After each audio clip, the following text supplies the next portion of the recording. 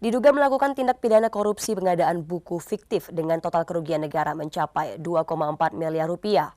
Kepala Dinas Pendidikan Kota Tebing Tinggi ditetapkan sebagai tersangka oleh Kejaksaan Negeri Kota Tebing Tinggi.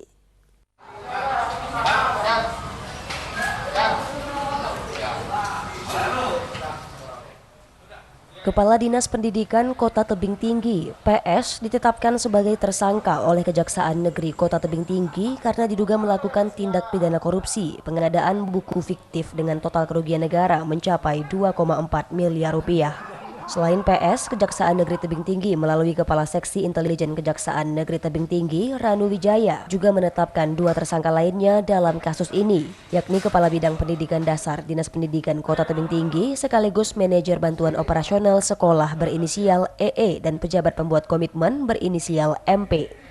Ketiga tersangka tersebut diduga melakukan tindak pidana korupsi secara bersama-sama dalam proyek pengadaan buku di sekolah dasar dan sekolah menengah pertama di Kota Tebing Tinggi dengan nilai anggaran mencapai 2,4 miliar rupiah yang berasal dari dana alokasi umum tahun 2020. Namun hingga pencairan seluruh dana proyek, buku yang dimaksud tidak diterima pihak sekolah.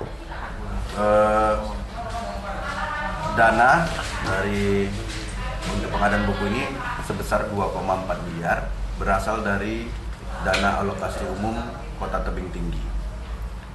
Dalam kasus ini dari hasil penyelidikan tim penyidik didapat bahwa dana ini sudah terserap 100%, namun bukunya tidak ada, artinya fiktif. Pada saat proses pencairan kemarin itu yang 100%, bukunya tidak ada, itu di bulan April. Kemudian setelah tim penyelidik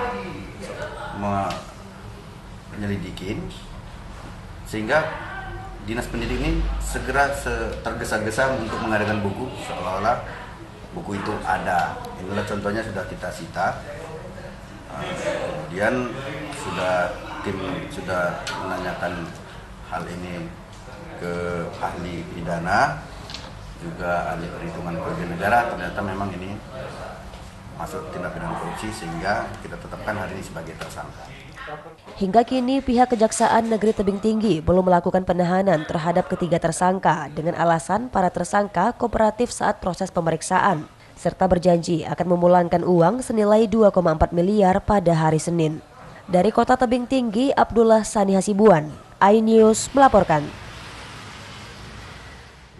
Terima kasih pemirsa telah menonton video ini. Jangan lupa ya di subscribe, like, dan share channel ini. Sampai jumpa!